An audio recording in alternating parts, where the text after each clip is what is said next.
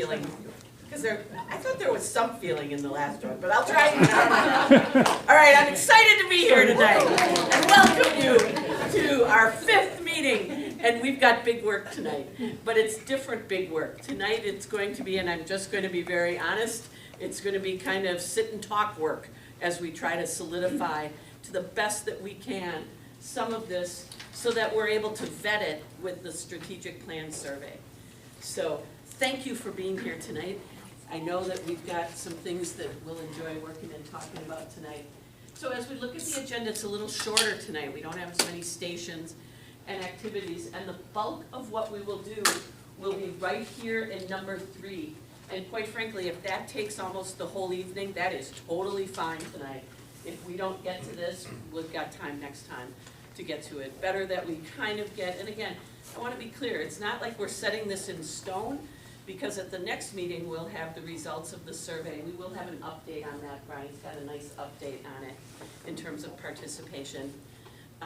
But my biggest feeling is that we need to make sure that we can say when we get the strategic plan survey results, you know, at the next meeting, that we can say something to the effect of, you know, we were thinking of 2 areas in this, and I'm thinking maybe we got 3. Or, you know, maybe we, you know, and if we, it can't just all be pulled from the sky. We need to have something concrete to attach it to. So if we can leave tonight kind of saying, yeah, you know what? These seem to make sense, as we said, these seem to, you know, these seem to make sense. Then when we get the results of the survey and you look at it, we can say, ooh, you know what, it looks like maybe we might have a, this one isn't a priority, or maybe this is, or maybe we need to merge these, or split them, or whatever. But we can't wait to just pull it out of the air next time. We need to have something to hang it on and scaffold it to. I hope that makes sense. So that's where we're going to really spend our time tonight in this one. And I laugh because every time I try to say this one is the one tonight. Stay engaged, because we're going to be doing more sitting and talking tonight. I think that will be the challenge this evening, is to just really make sure your voice is heard and stay engaged as we talk about these. We sent the minutes out. I could bring them up. I thought, just so you know, all of this is captured in the minutes, so if you work better off those in front of you, go for it. Were there any changes, additions, corrections? Did we miss anything? I think so. Good. All right. So let's just do a quick icebreaker, because we're going to be sitting a lot tonight. You can work with whomever you would like, but stand, please. In fact, you may want to just walk in here as we do this. What's gone well with the process so far? What's your biggest hope for the plan? And even though you know this is a group decision, and ultimately the board's decision, what's really important to you as we move forward? You know what I mean? What's something you would say, ooh, this one pulls at my heartstrings. I'd really like to make sure that we think about this in the plan. I mean, and again, no guarantees, but just this one pulls at my heart. This one's just personal to me. Have a quick conversation. How about 4 minutes? All right. 2 or 3? Did you and I 2 or see 3. 2 is probably better. Are you doing this? No, not y'all. What's that? No, not you two. No, I go this It's because we're so It is. Yeah. I see some 3 up there, right? What is going on? I don't know, I feel like we've done this before. I'm sorry. Yeah, it's like they're gaming for the survey, you know, at the end, their own survey, how do we do? They're conditioning us, yeah. I'm impressed that they get as much done in those 2 hours as they do. But also, Yeah, I think it's been a good process. I think it's been educating each other on what plan entails and what steps and all that. And there's big chunks that feels like a huge. But you know, actually,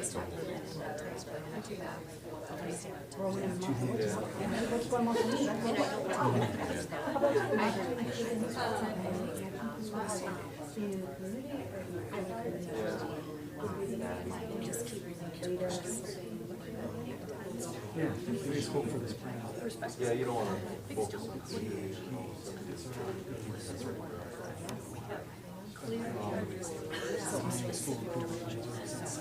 When I got the last, when I was running, and I asked for the strategic plan. stand a little closer, I hear a little more. And they said, He's not a subtle eavesdropper. I don't I wonder where that term comes from, eavesdropper.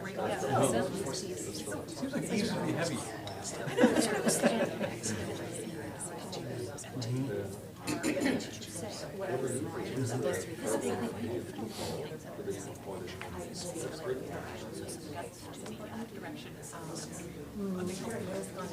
Yes, it's a very good.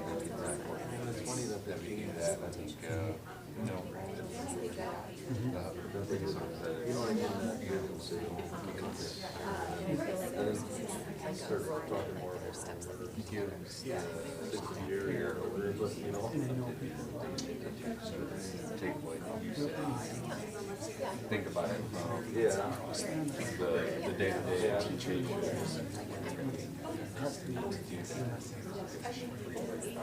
Yeah, and there's so much to break down. Remember, honestly, I got the reminder. I fear that can't be massaged. Surveys, just that, the other, so it all works this way. That would be a real part.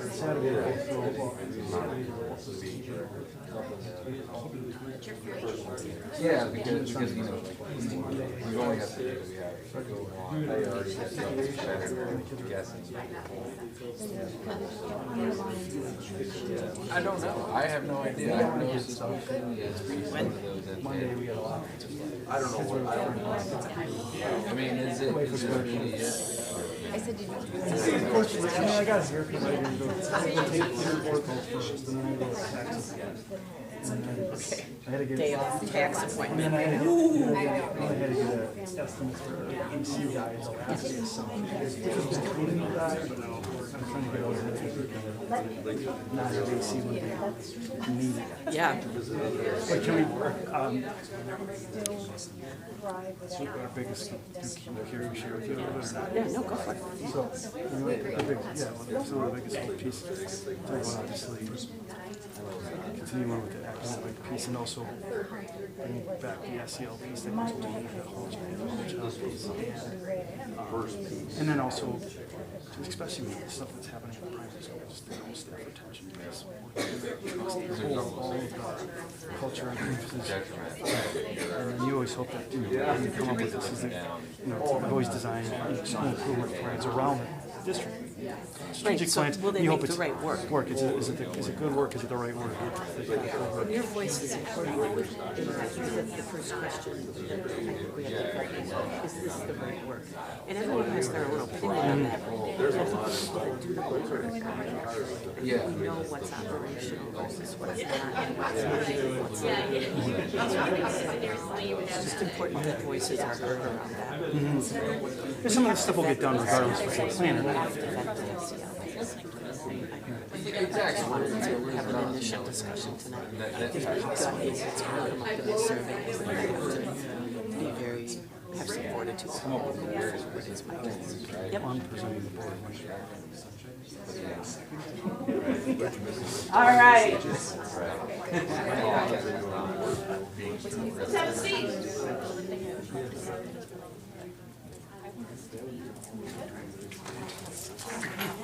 Anyone want to share something that you heard about A? What seemed to be going well? Yeah, you help facilitate this very well. I mean, it's such a smooth, easy process. Yeah, I think we're moving forward. I mean, I hope you feel a sense of, not, the pieces aren't coming together, but you see them right now just, separately, but I think they'll start to come together at the next meeting. Thank you for that. That's nice. Go back to compliment, Yeah. because we've done this before, and you can get groups that go way off on tangents, and you guys are staying focused and staying engaged. So we couldn't ask for anything more, so thanks for that. Thank you. Thank you. One other thing that's going well?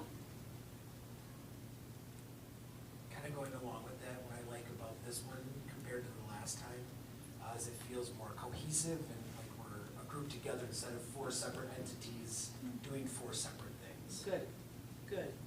Which, I'm glad to hear that, because we want that to be the case, even though we've done disparate activities, you know, in small groups, but always coming back to the whole, which is good.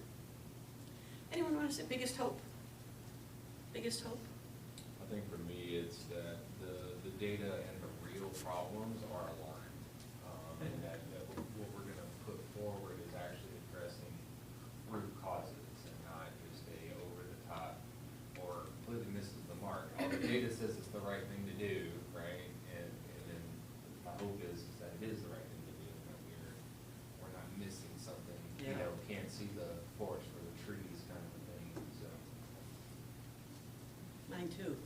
And there's no assurance, you know what I mean, that's interesting, I mean, Hindsight's the only way, you'll it's never one of know. those things where, but I think it's Yeah. why, I mean, it's why, you know, right now as we sit, I mean, and Brian will present this later, but, you know, we have 3 times as many people responding in the survey, which is about, I have to be honest, that's pretty accurate in terms of what I see. I'd like to get more, but the good part of that is, you know, that to me is, you know, triangulating. So what they say, does it match what we've heard here? Does it match what we've seen? And that's what you have to rest on is, are there lines of sight that connect some dots? And that's an important Can you remind piece. me how long the survey's open? I believe it's the 25th or 26th. Yeah. I have to look. And please do, and I'll double check the date while we're working It's the tonight. 20th, Monday, I think so, I think we, yeah. Well, and Brian, thank you for the weekend email reminder, just with the update, because I was sitting on my couch and I was like, oh, I can send this out to the neighborhood, and, I did the same thing. yeah, so that was really good timing, I appreciated that, thank you. I really appreciate that. It's, as you know, we talked about this. No, I'm gonna wait on that. We don't have to talk about it right now. One more hope? Either here or here. One more hope? I think, having been part of the last plan, so much focus was put on teaching and learning in our last strategic plan and what we need to do to raise test scores and to be a shining star district, test numerically on state report cards and those things. And I don't wanna lose any of that, so I wanna make sure that we have goals in there that help us sustain and keep growing, so we're keeping that up.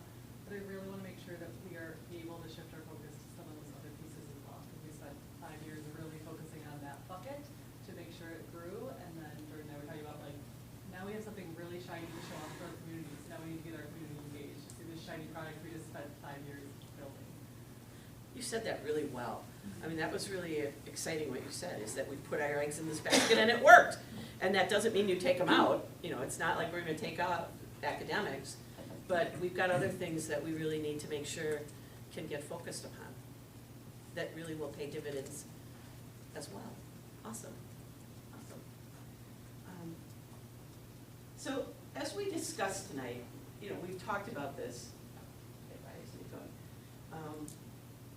And we are working, we're working on what are these main ideas right here? You know, what are those big bucket ideas? So when I see this, I see, and I'm gonna use one of the things over here, that we know that, you know, increasing community engagement would be what we call the strategic objective area. And we, if this is what we do, there would be an action plan for student and community partnerships and one here. So that those would be annual work that would support this big piece under that pillar. I mean, it all kind of fits like interlocking puzzle pieces. And as we do this tonight, I mean, this is all cascading up. I mean, we start with this pillar, we're gonna work a little bit on the goal, but we're living in this world right here. What's the key work that needs to be done? And we're gonna do a little bit of review, but this is what, if you can have this in your head as your mindset, as we look at this. So as we tonight will discuss teaching and learning, and by the way, not sure it's gonna be called that, you know, not sure where we're at on that. The big questions that we need to ask is, from the you know, kind of to your point, this is the big $1 million question. Do these strategic objectives represent the key work to be done? Right? I mean, if we're gonna spend 5 years on it, is that the right work for each of those areas. Secondly, does it advance the mission? And it's not a one-to-one. What I mean by, it's not like they all have to say curiosity or academics, but, does it advance the mission? Because that's the most important thing. It can be tangential, but you have to feel like it's not off in left field, and none of them do seem like they're off in left field. This one I think is a hard one to get at, but can we spend 5 years on it? And if it's, 4 years, fine, but do we have enough work on fiscal, sustainability that we'd say, yep, that's 4 years worth or 5 years worth of work? Because we're putting it in, we're making a 5-year plan. The next one is the one that I think we have to really ask some school people about is it operational? And I define that as, we'd be doing this anyway. Like, get a curriculum cycle. We'd be doing that anyway. It's not getting us to a better place, right? So is it something that we truly need because we wouldn't be doing it anyway, or we wouldn't be doing it as well, or with the same level of intentionality? And this is something that we just have to be, maybe this isn't tonight's meeting, this is, 2 meetings away, but as a whole, when someone in the community would read this, they can't say, I don't understand what this means. It has to be clear enough that the general populace can get it. That doesn't mean they have to get all the finite things underneath it, but it has to make sense to them, and it can't be redundant. It has to be something that they would say, yeah, I understand what you're getting at. For public consumption, we envision having a strategic plan on a sheet. Just the high-hitting items. They don't need to know all the milestones and different details, but something that's just very clear, gives people the idea where the direction's headed, and something you can promote that isn't 15, 18 pages long. And then I think our key question before we end tonight is, what do we need the survey to tell us? So what are we looking for as we look at community engagement? Do we see partnerships? What is it that, and maybe we're looking for the whole thing, but I think that we just have to really have our mindset that we're not throwing everything out when the survey comes out. So what is it that we need it to tell us? What does it need to either confirm or, move us in a different direction potentially? Do I have a spelling error in it? No. Oh, thank you. I was like, you were smiling, I was like, because I thought I made up a word. I make up words all the time. I know. All right, so let's, how about if I'm gonna leave that up, because I think those are the key questions. And I know we did 2 last time, but I think we should start with community engagement again. And all we're doing this time is really talking about the top. And did you? Joanne, a question for you before you Yes. go on. I think we didn't finish everybody last We time. didn't. Is that correct? We Okay, I just didn't. wanted to clarify. No, we didn't. We only did 2. We did this one, and I believe we did this one. Okay. We didn't do this one or this one, but I think we're gonna spend a lot of time on this one. So I just wanna make sure that our heads are around just a quick review of the 2 that we did, and then we'll go into the bigger ones. In the last episode, we did. Yeah. So who? Mary did a really nice job with community engagement Oh, I last thought time, so so I think too. she would be really good to recap. So you can do it from. Can I do it for Brady? You may. Oh, yeah. Okay, perfect. So community engagement, I'm not gonna go for the little buckets because we're just focusing on the top, right? Yep. Okay, perfect. So we broke it into that we thought we needed work around a communication plan, both in our family communications, like how we're communicating with the people who are already connected to the school, and how we're communicating to our broader community, people who don't have kids in the school. So how are we publicizing ourselves, but also how are we communicating with the families who are already engaged here. And then our second goal or objective, I guess, was to increase community engagement overall. How do we either build student-community partnerships? How do we allow our community to be more involved within the walls of our schools, whether that be using the facilities or events that we're hosting, but other ways to have a big group of people who don't have kids in the school utilize this as a space that they see themselves welcome and involved in and part. I have a question for us to talk about with that.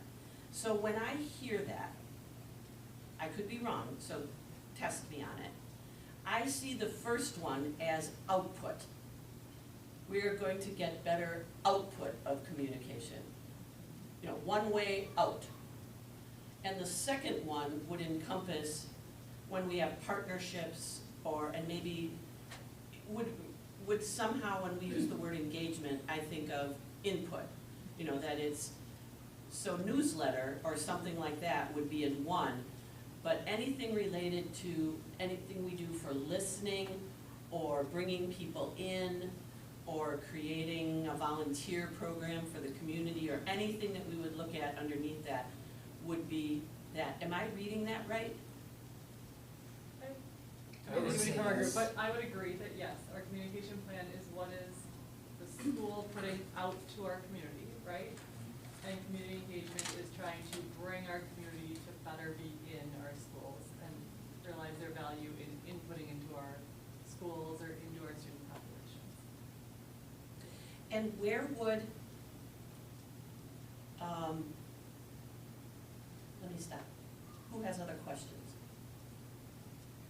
Because I think you do a communication plan to heighten engagement. That's where I'm trying to head on this. I think that a communication plan also increases engagement, so I'm trying to make sure that we're clear about what's the difference between number one and number two. Does that make sense? So number one is your channel, right? That's how you are reaching out, and number two is the product and feeling that you're trying to create. Is that accurate? Create and get responsiveness Right. back, yeah. But that number one Yes. facilitates that so that there's a means for people to know what's going on and to know when there will be an opportunity and figure out how to bring that part in. So I think of that as both like a newsletter as a channel, the boards that we have outside that promote these, those are all channels to let people know what is there, but they're not the work of listening and inviting and partnering. What I'm hearing is that if the goal was to increase community engagement, then creating a communication plan is a step of that. That it's maybe not its own strategic objective, it is just a part I almost think of it's our. a goal that you're wanting to increase engagement. And I think I'm trying to get us to think about what do we want the second, I think the first one's really clear. Yeah. The first one's very clear. The second one to me is a little fuzzy yet. And I think we just need, and by the way, we can live with that ambiguity because this is one of those things, we may find something in the survey that says, oh man, this is it. You know, I mean, we have to think about that. Maybe like partnerships is a better word, like increasing community partnerships, or like you mentioned, volunteer programs, or how are we going out, I think of things that already exist, like our food drive is a partnership we have with the community. Our students participate, they get to go to the firehouse, they get to sort the food, so they see how it's like being distributed, they really get to like partner with our community on doing that. Our Giving Tree is a partnership that already exists. We have a lot of things where like our kids bring in stuff and then it's dispersed out to our community. I would like to increase our opportunities where kids and our community members are better connected. I want to use the word engaged again, but that's not the right word. Like better. I want to empower our community to feel like they can not use our students, but have a direct conduit through our students to give the gifts that they have of knowledge, whatever it is that they do, to see this as a place to share knowledge, to create knowledge, to create experience. Like, to me, that's what the second half is what we're trying to get at. We want, like, the boundaries of Merton shouldn't be just the teachers and staff here that are employed. Like, I don't know, I'm bringing two different things, because in your example with the food drive, talking about kids bringing in stuff, you know, but real engagement would be encouraging non-students to bring stuff in, that you'd be a focal point for that effort. What I hear from you is, you could make community part of the education process, right? They, you know, help read to kindergartners, or, you know, or help, you know, little kids with math or something like that, kind of in small groups or something like that. And, you know, there's a lot of retired people who would probably really be stoked to do that kind of thing. Yes, and I mean, I see both of those things working as this flow in and out of those ideas and of those trades and of like the term donating their talents, that's what I like that. So that delineation, because I think what we're getting at is the communication plan is a how, it's not the 5-year thing, that will happen. It'd be one of the things we would be doing anyway, we're saying that we need to do it better. Well, that's what I was thinking too, it's one of the things that, would we be doing this anyway? Would we be doing the food drive? Would we be doing the giving tree? You know? Well, and So, that part, I getting don't wanna better lose at what focus we're there, doing. because that's not actually integrated into, let's say, a curriculum, right? So that, we could lose that if we didn't stay focused on that. I'm thinking that the communication plan is the how it gets done, but not the goal, perhaps?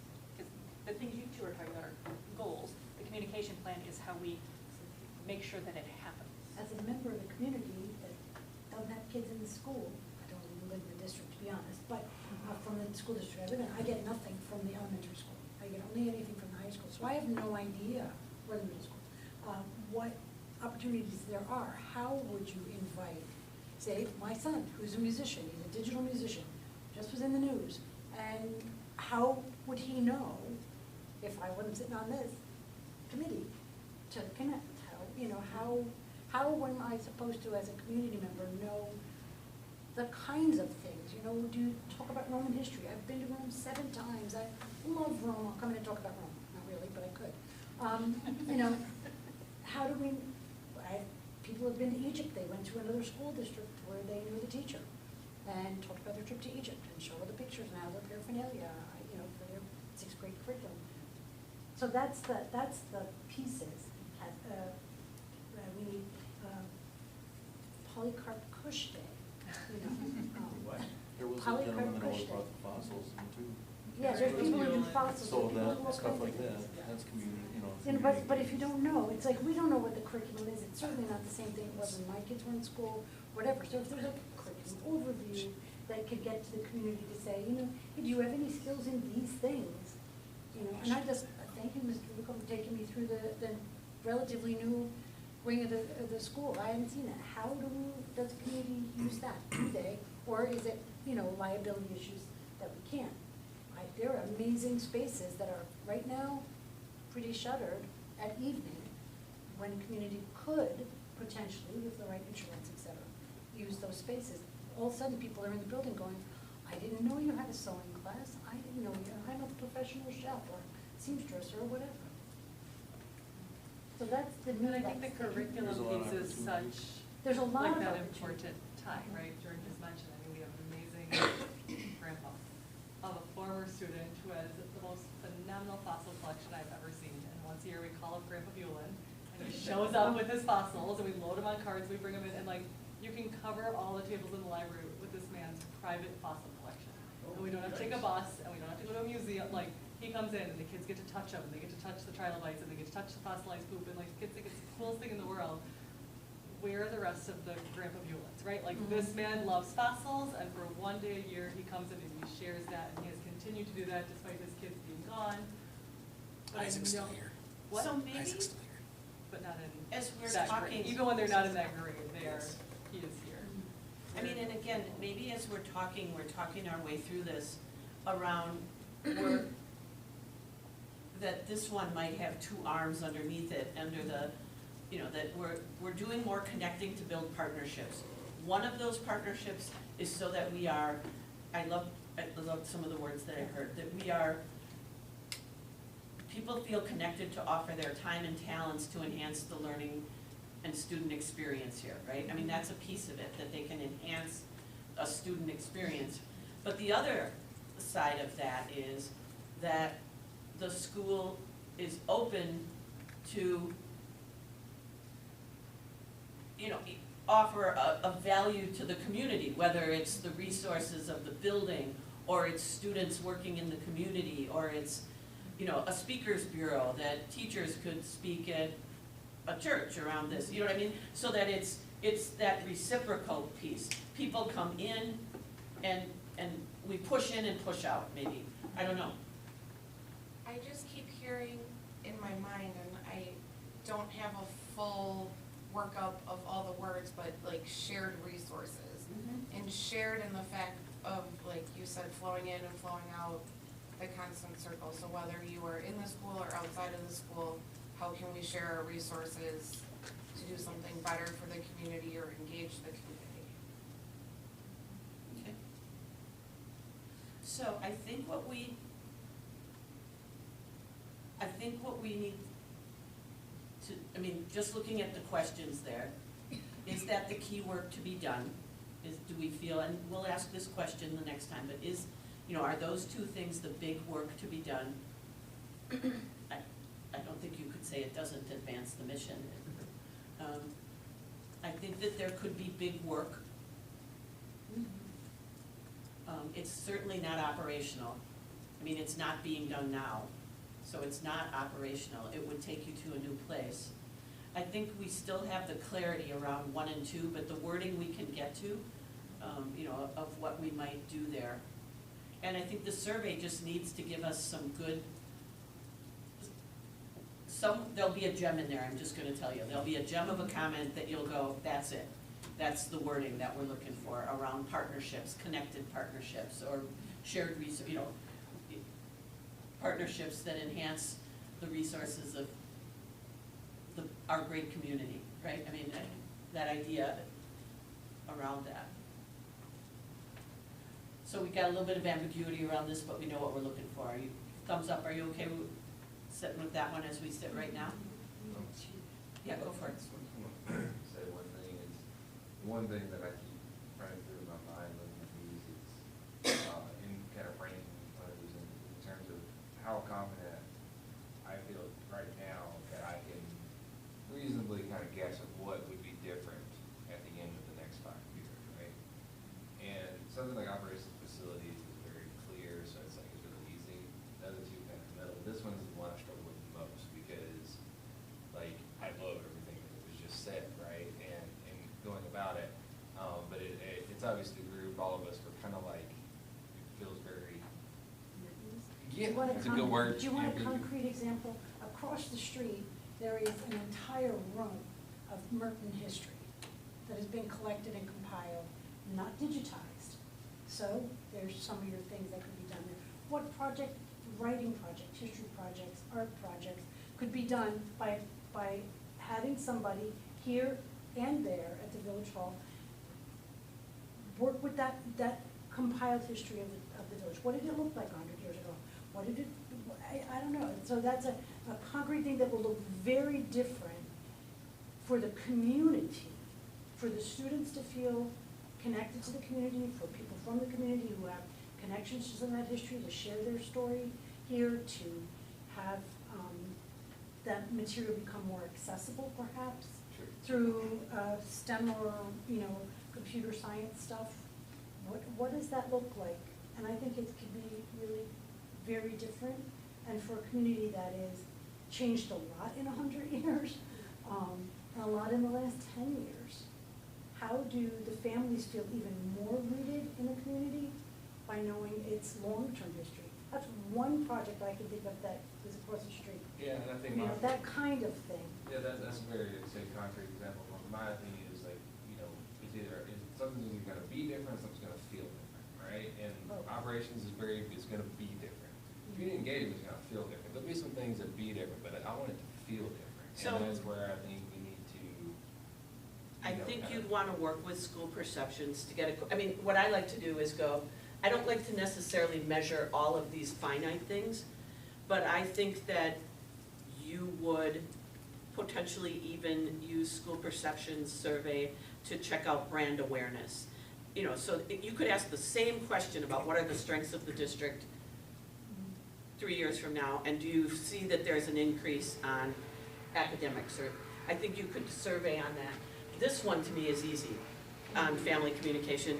We heard loud and clear to me around, kind of to your point, about vehicle and frequency and consistency around family communication from teachers, and about the need for some district communication to the greater community. And to me, this is always the hard part of metrics. To me, what you would see different in that is that you would be pumping out 3 newsletters a year, and and you don't do it right now, but people would give the district a grade of B regarding their feelings, or an A, and you could start measuring how it's impacting their view of the district. or their satisfaction with the district. Similar here. Partnerships, and I don't know a better way, I think you just end up measuring frequency. How many, does every student have an experience in the community, and how much are we bringing people in, and you just measure it. And I do think that that gets at how that is. And those are all good, those definitely post up well on a plan or a website, but what I would want to say for this one is that when we come out the other side of this 5 years, is that the school feels like it's a part, it is, you said, I've said a slightly different word, but you said kind of flowing in and out as the nexus of the community, Yeah. of what's going on here, and not just one of the endpoints of the hub, right? It's just, I feel like it can be, it should be, Yeah. and that's what I want it to be, and I feel like that's what I see this doing. Those things, the surveys, the checkpoints, that's all, when we get ready to do it again, it'll be important to have that. But I think that's what I want to say is different. I won't be able to turn and look and see the new building quite as well. This has to be, it just feels like the things are going on. Grandpa B or whatever his name was, it's like there's a dozen of them, and it feels it. Okay, good. So let's put this one aside at the moment. Quick review here, who did this one? Build an attractive and competitive compensation and benefits plan, develop and implement a recruitment and retention plan, build and foster a culture that promotes trust includes professional development and encourages staff engagement and collaboration. That's what we talked about last time. What do you got? Any questions or things that we need to clarify?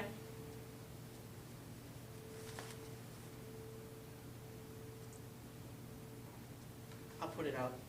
I'll put out what I'm thinking. I think that this, I'm not sure if an attractive and competitive compensation and benefit plan isn't a part of a recruitment and retention plan. To me, it's a sub-bullet of that, but I don't know. I mean, it might be so important. I think that's what we have to look at the survey. Is it so important, it's its own? I don't know. And that's what to me, it just fits under a recruitment and retention plan. The way I frame that particular, right, because I think we had the same conversation when we did this one, is, for me, the first one is the price of admission, gets you in the door. The goal, going back to my example of what's gonna be different in 5 years, is that Merton is a destination for teachers and support staff, right? There's somewhere that more than the people here are ready to invest and make it a long-term career. I think that's the 5-year goal, not to have a compensation plan. It's to make this place a destination, a place people want to invest in and have a long-term career here. That's what we want. How do you do that? We pay them right? You pay them competitively with other areas. And then, well, what's the other stuff? Because that's like you get paid well, guess what? A year later, it doesn't feel as good as it used to, right? It's just, that's just human beings, it's just nature. But the recruitment retention plan, some engagement stuff too, but I feel like that's where you start to, you make Merton a sense of identity as much as a patron, right? And I think they both deserve attention, deserve plans and bullet points on their own. What goes in 2 that isn't in 1 or 3? What goes in 2 that isn't in 1 and 3?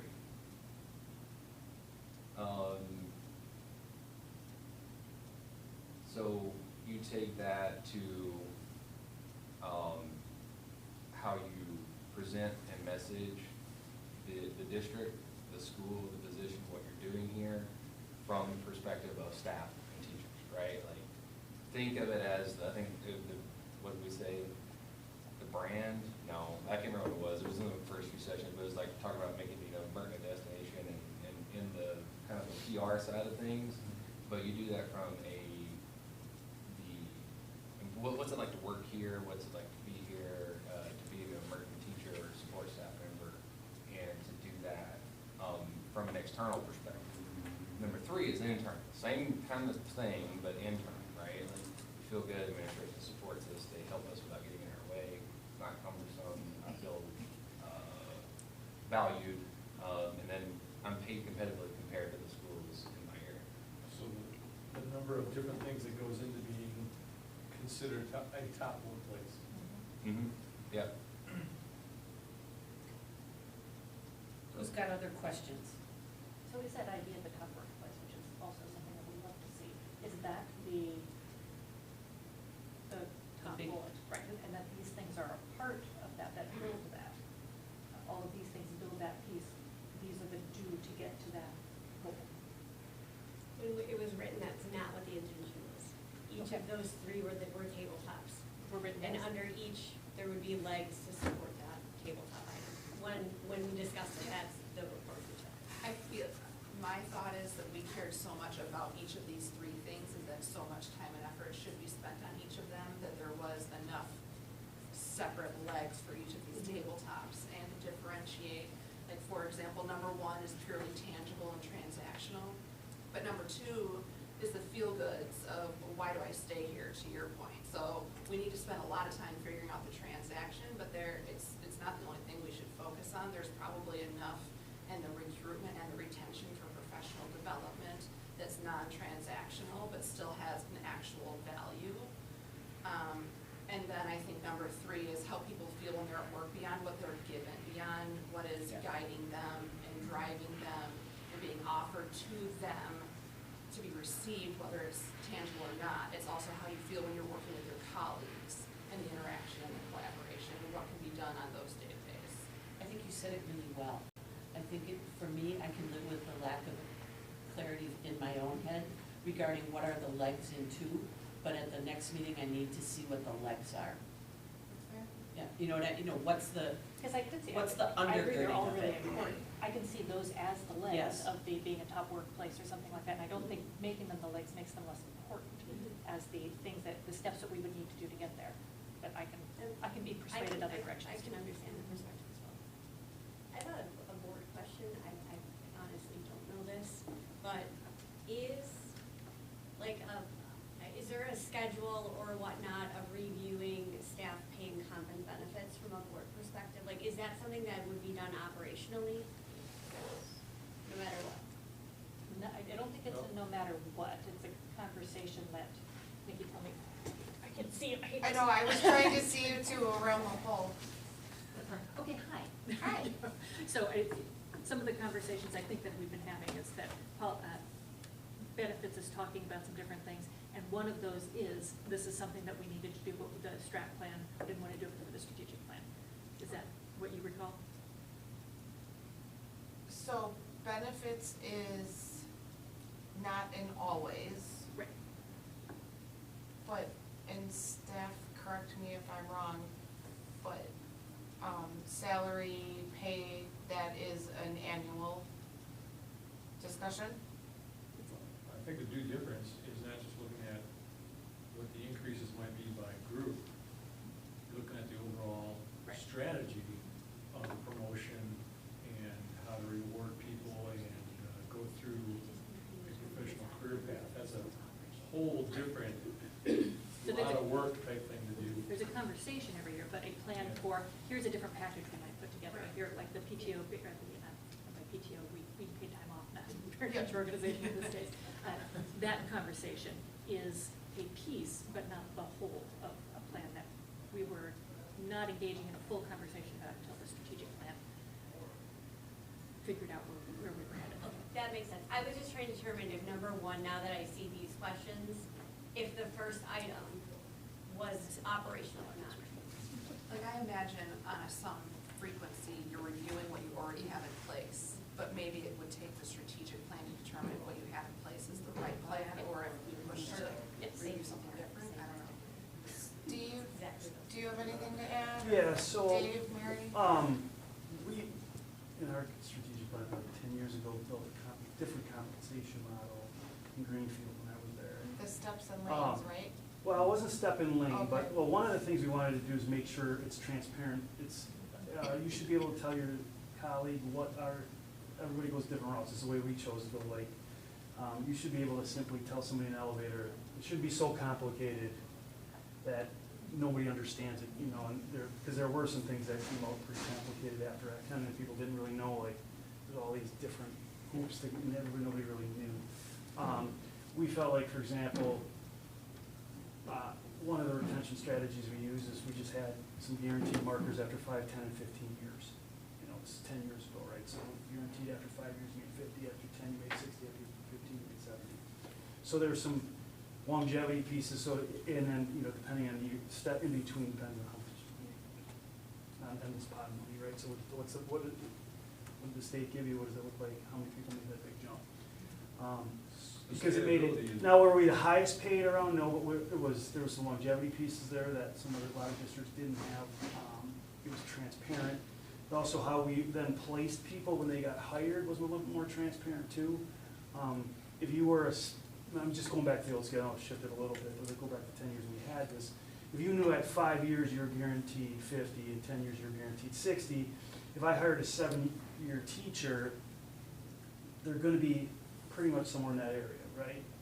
I think one thing that causes a lot of, I don't know the right word, but I think it comes down to the feeling comfortable, trust. I don't know what the word is, but is when you have like, you know, I think what pisses people off here is they, you know, see the contract like, shit, I've been here 10, 12, 15 years and this person's hardly worked and they are making more than I am, right? And I think that's culture pieces a little bit. And people also have to then realize, I'm just starting to spell a lot of stuff up.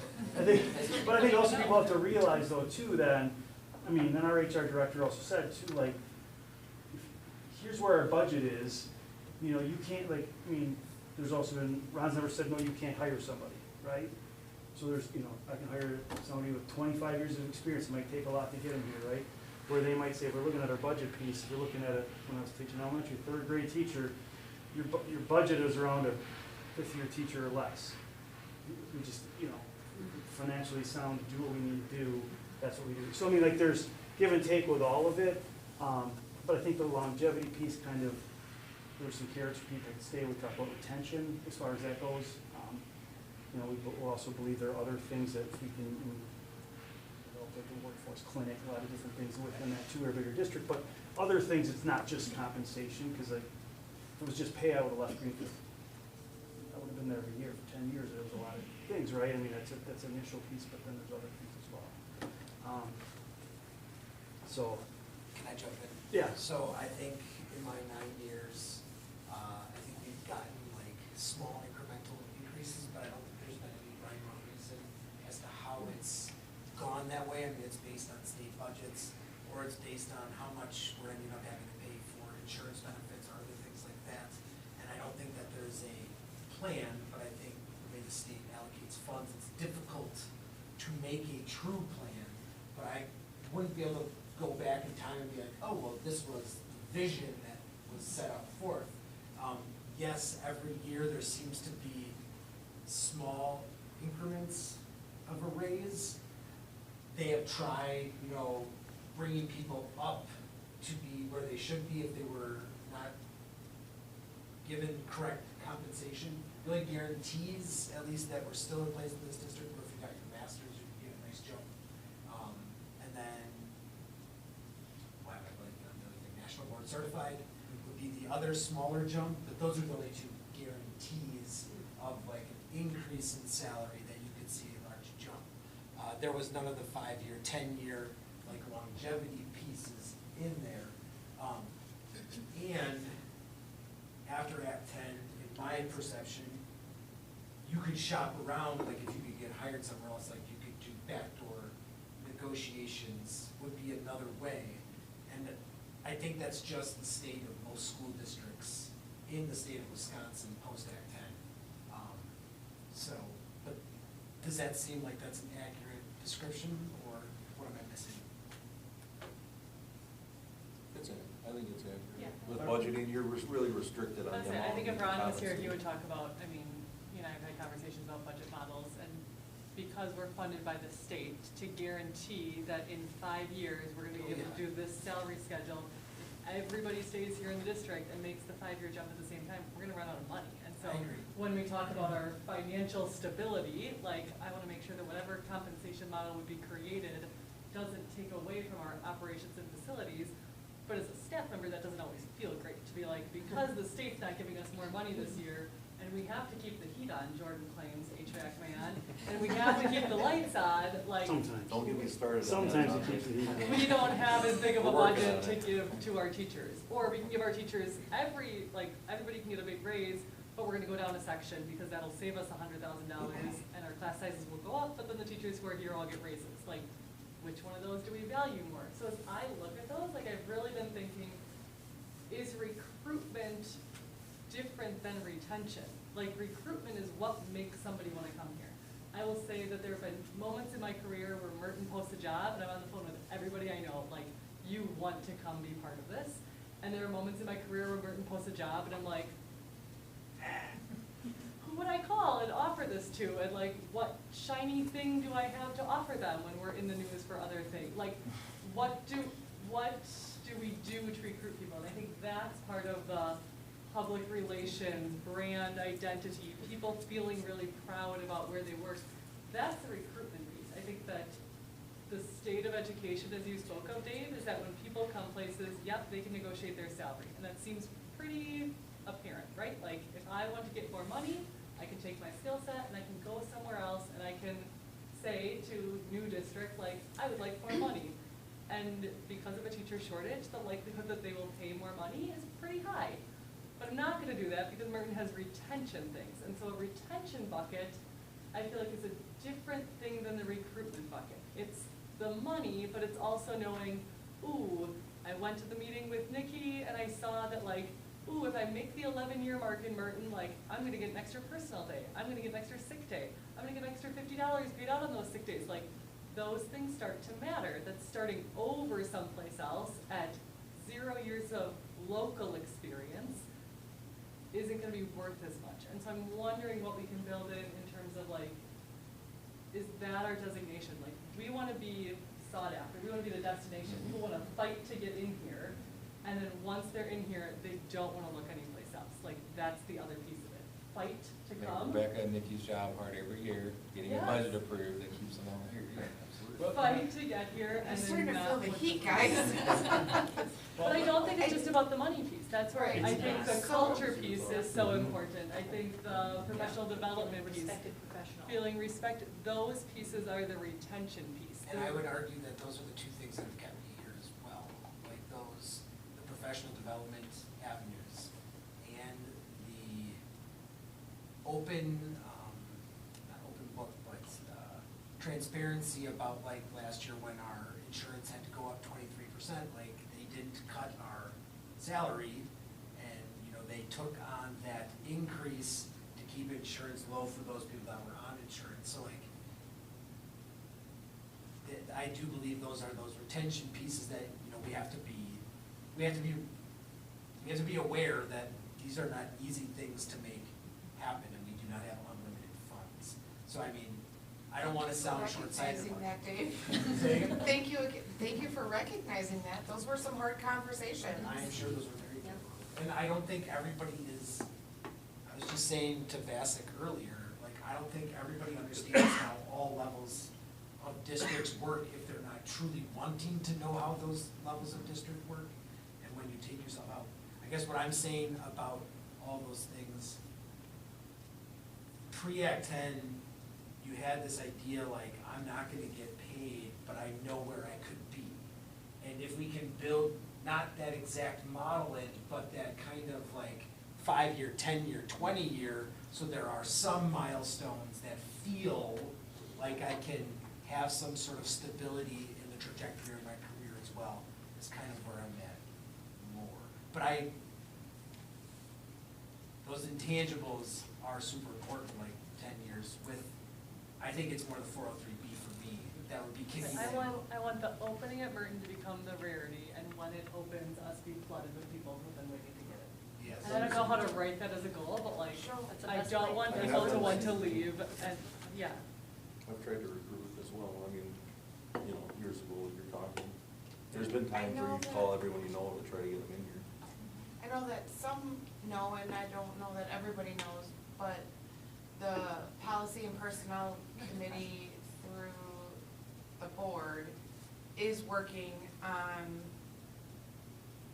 benefits, paid time off? What does it look like for personal days versus sick days? Is there an incentive if you don't use all your days?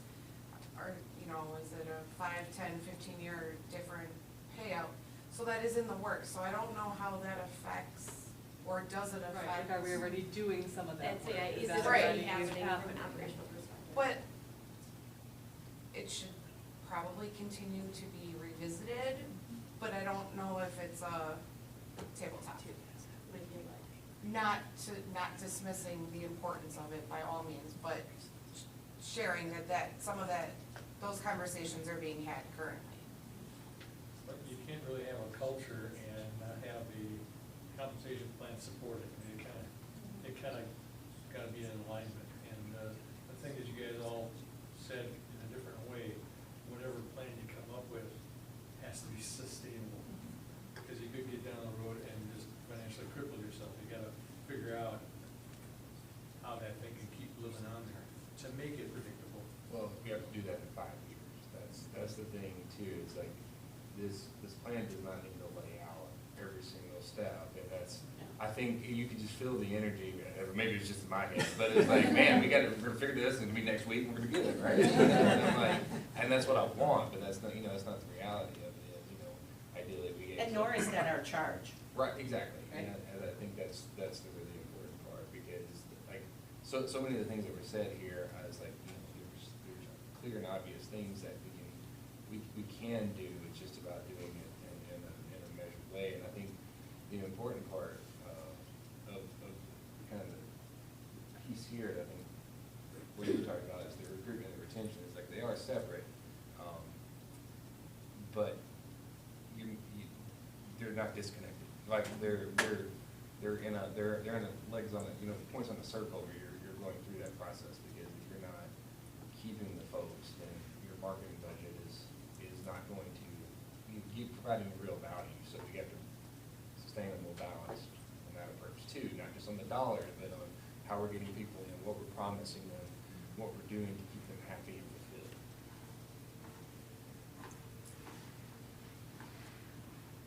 Let's do this. Let's put a bookmark on this and get up and take a walk and find a partner to walk with and say, just have a 3 to 4 minute conversation, take a walk.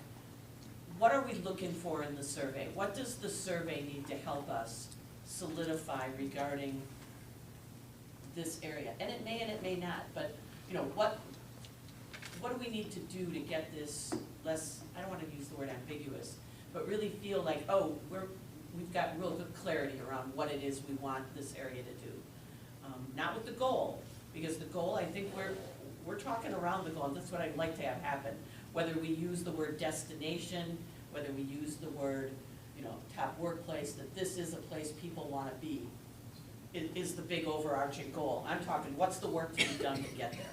What are those big buckets?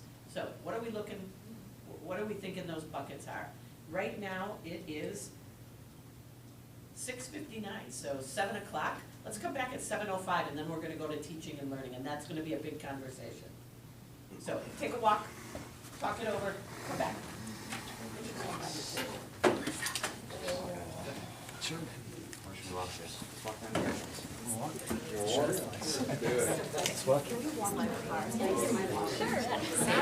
So you know why Ron won't be doing it with her?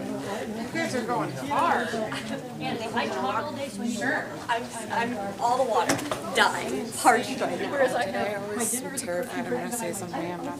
No, I think I planned it.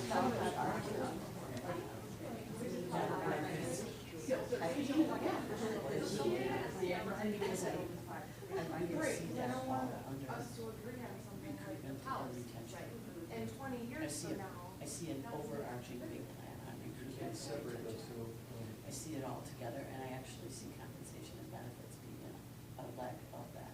I don't see it as separate. I think with the minute you put it separate, you are elevating that personally in a way that is not why people go into education. To be honest, I think Ron would say, if you show the comparables, they're actually pretty well paid for K-8. I don't think that this is an issue of money. This is an issue of culture. And so the third one to me is the most important one, and what I worry the most about from my vantage point, again, not my worry, because not my, is, I think Steve has the ability to look inward and do what he can around what the leaders need to do. I don't see Ron rounding and going into classrooms and doing the, you know, the, giving people notes and doing those things that make people feel attached, right? And so, and that to me is what's missing here. It's not the money. It's not how I describe it, no, she's a generous person, not one. You have that once, right? What comes after this, what are the next couple slides here? Nothing, because we're not gonna get to it. Oh, the survey, we're gonna get to that. Okay. But we're not gonna get to the goal. And I'm okay with that. But I have to get to it next time, because I don't wanna leave that to you when I'm on the following meeting.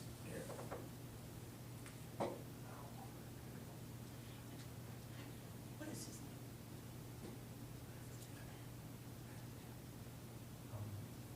I have to, you have to like kick me under the table. Because I just, I wanna refute everything he said. I don't know what it is. It's gonna come down here. When it's starting to creep down, I'm like, oh.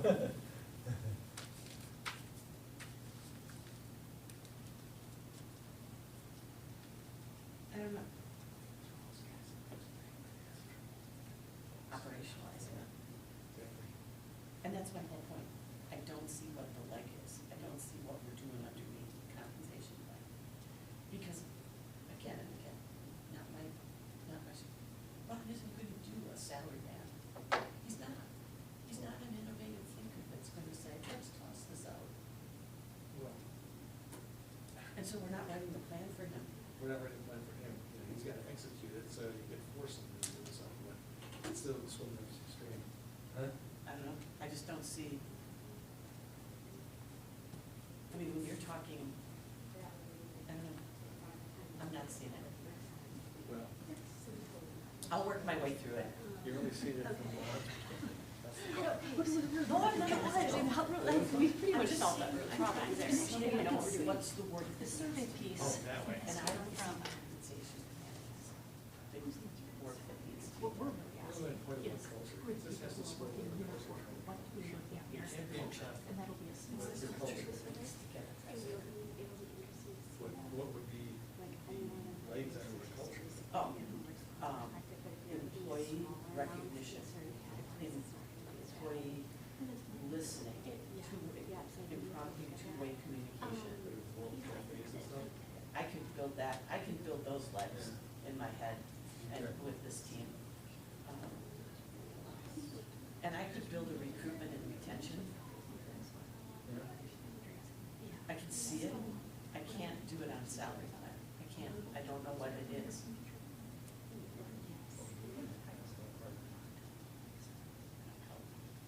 Okay, the next one, teaching and learning.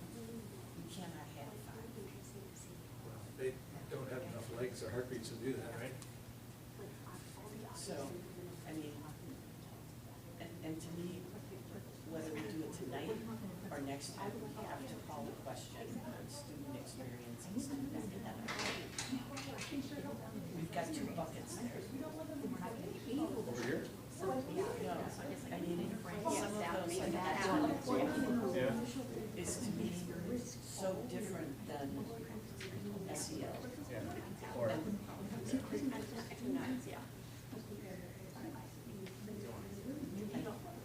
it's hard to, voting against apple pie. Something else. I want to poke the bear. I want to poke this bear.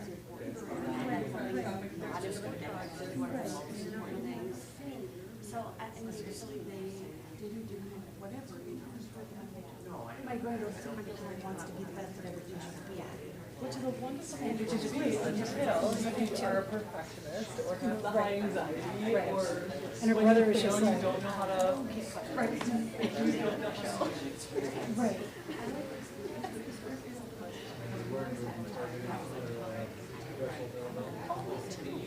Why am I crying that's not to say you don't need It's some. because they've left them together and they don't know how to do something. And it's failures Ask at myself, I'll be curious to see. the surface age levels, right? Like, you need to tear your own duct tape for their project and you sit there and so like they're wrapped in duct tape and they're sitting there and they're crying. I'm like, what are you crying? You mean about it, but I'm like, why? All right, Well, because I can't rip the duct tape. I'm like, it's okay. come on back. Yeah, it's okay. Like, guess we're doing it again. Our kids fail. Yeah. Break all the time. Seeing dots at the next. Just a little crystal. Just water crystal.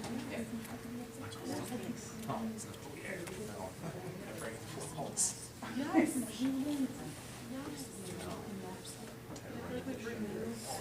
Teaching and teaching and learning.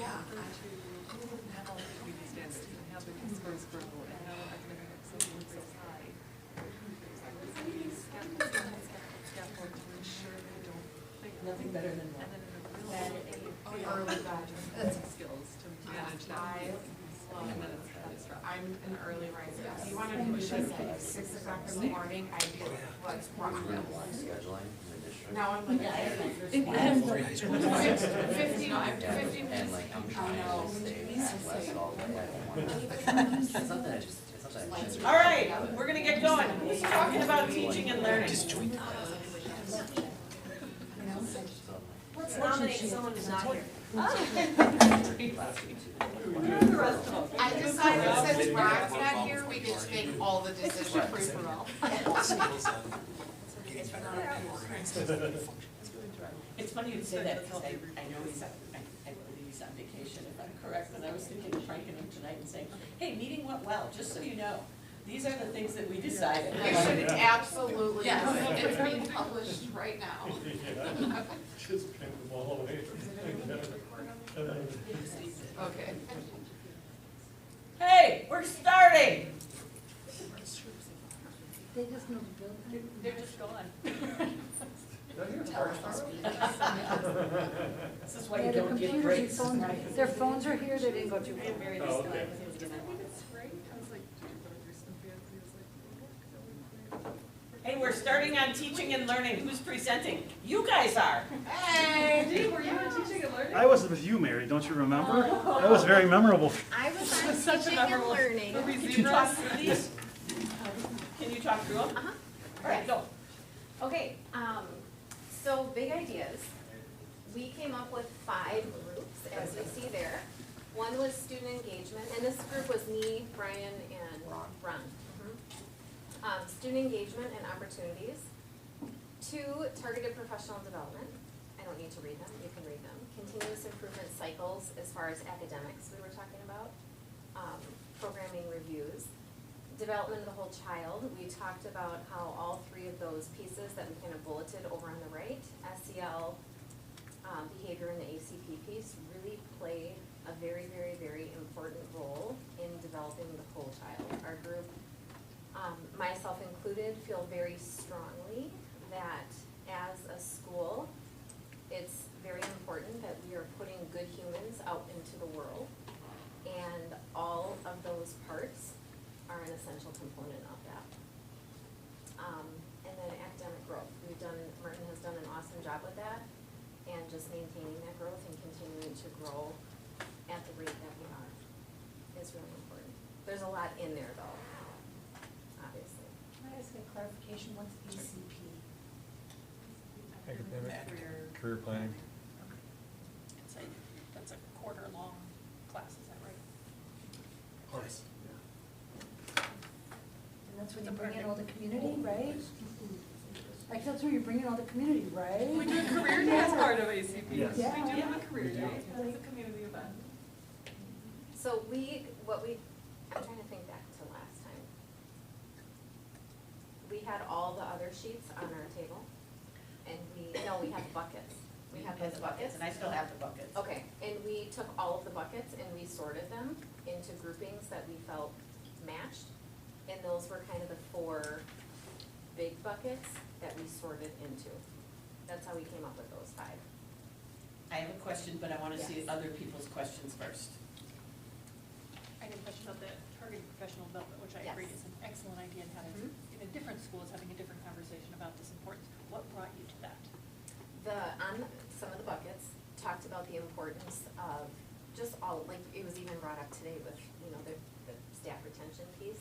Providing staff opportunities to learn is important, and it was on several of the buckets, the importance of professional development, the importance of quality professional development, allowing teachers to explore interests and grow, and also to be comfortable with any kind of new curriculum, to have the proper training to be successful when starting that. There was multiple buckets that addressed professional development and the importance of it from several other categories. So we kind of pulled it into that one.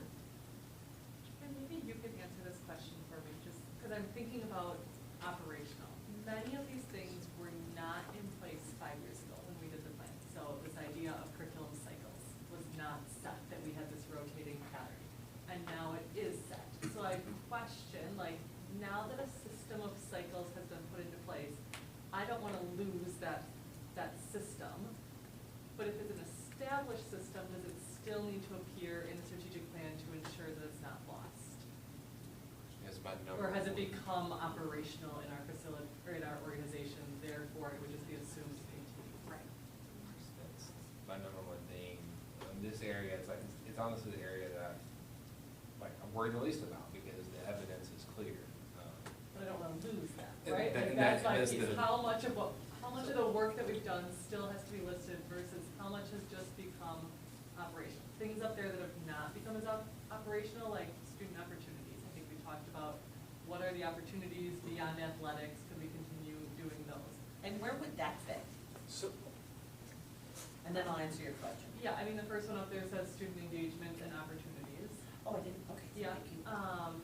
professional development, I think is super important, but as part of our curriculum review and adoption cycles, it always has come along with the professional development that matched it. So we adopted new math curriculum this year, it was assumed that we would be buying the math curriculum stuff. Now, I think pieces like the professional development that Dave does, or some of these other departments that aren't undergoing those curriculum development cycles is important. But I also see that listed in the staff under build and foster, including professional developments, and now I see it in 2 spots. Is that repetitive?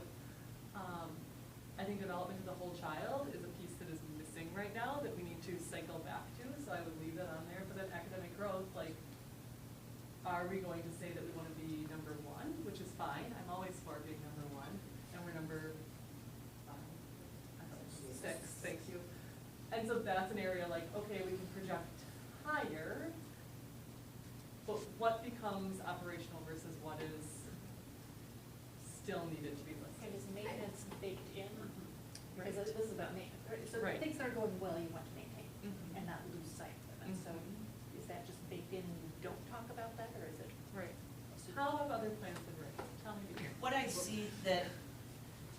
I see people do to answer the question that you're saying is, to enhance our use of curriculum cycles, we will begin to, so that it's, So we name what we like and then and talk then about where you we want attach to take it. what the next Okay. step is, so that it's got some teeth in it, and that assumption is that it will continue. I think I'm misunderstanding continuous improvement cycles. Is that for the student, or is that operation? I was thinking that was students setting their own goals and going through Plan, Do, Study, Act, and very student-centered. That was not how we were thinking Okay. about it. We were thinking about, Brian, you can correct me if I'm wrong, but constantly evaluating and reviewing curriculums, what is working, what is not, where are gaps. That has to be continual, constant work. And that's what that was in reference to. Just constant evaluation of what's happening to identify what changes need to be made for improvement. So let me reframe my question, and thank you, that helps That me a was lot. I not was misunderstanding what it was. Do you remember that? So what are we going to focus on, and I'm being facetious when I say this, but I'm really not. To go from number 6 to number 1, what do we have to do differently, because that's what should go in academic growth? to that, the student engagement and opportunities piece, we talked a lot about the fantastic elective offerings that Merton has. And that's such a fantastic component for teaching and learning. In so many, I mean, it's just fantastic. Not many of the feeder schools offer such great electives. That was, I mean, that's something that I took away from everything that we did so far, Yeah. is that people's appreciation of student opportunities and the student experience from a curricular and extracurricular vantage is very clear here. Yeah, it's not the norm. I'd like to double back on this, curriculum cycle that you have here. Is it part of your DNA? Is it, you know, It's so new though. is it so new that it still needs to be focused on? Because if it's part of your DNA, then you really have to struggle to find what big work would still need to be done within that. But if it is part of your DNA, it's operational. So I guess part of my question there is that having a plan for it, is the process, I'm wondering if the process that we're using since it's new is good and done, or that is an area that, and I don't need this help, so I don't know if that's a. Well, as a board member, is the curriculum review process part of your policy? Yes. But they've been doing it. Maria is so new. Right.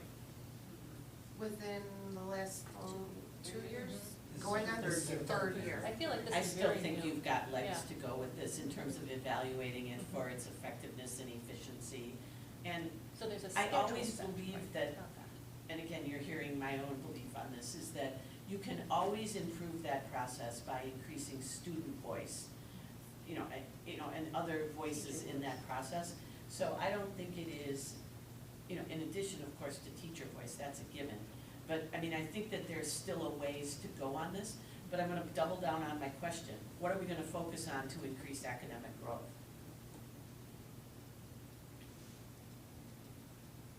And I don't know the answer to that. It seems like we're missing, just speaking honestly, it feels like we're missing something with the STEM, the curiosity, we're missing something related to that from our previous meetings. So I think the academic growth thing I think of as maintaining our current trajectory, which has been a growth trajectory. And I think we're doing a lot of things to keep getting that direction. I don't know if I could tell you what we need to maintain in there, and I don't know if that's something that we could be specifying perhaps. But I don't think we've been here and we need to jump to here for anybody to take us seriously kind of world, but we have a good trajectory. I don't want to lose that. And Mary, What are the three different phrases in the mission again? Academic excellence, Inspiring curiosity and Well, personal inspiring growth. curiosity, and personal growth. I just wanna make sure that somehow we have all of those baked into this one in some way. So when I see teaching and learning too, I mean, I kind of sort of see this either as like two pillars, two buckets. We've got student academics, and then we've got student experiences. Experiences where we're talking with SEL, we've talked about, kind of the whole child piece, the whole, STEM piece that we said is missing. With the student academic piece, I mean, I guess if I had to, we talk about growth. One thing that's relatively new in our process this year, the last year too, is just that whole the MCSD process. As far as we have processes we've scheduled. Can you say what that is? It used to be RTI, MLSS, MTSS. It's basically. How many letters can we use? Weekly And this is the PSC. state, by the way, this is not Merton, I'm not joking, I'm not criticizing. MLSS is the multi-level systems of support. It's a multi-level system. MTSS, multi-tiered systems of Text? support. What is No. it? So, AKA RTI. but also, yeah, I mean, we're really zoning in on, Multiple systems. having conversations around and monitoring students all the time, weekly monitoring, how are we doing? Kids that are struggling, what are we gonna do? What are our plans around that? And having the systems in place to have, intervention pieces in place, and then, even some really good news this year, that even had kids that are making such good growth, we're limited intervention, which is great, because you don't want intervention prisons, you want kids to be able to get in, get the supports they need, and get out.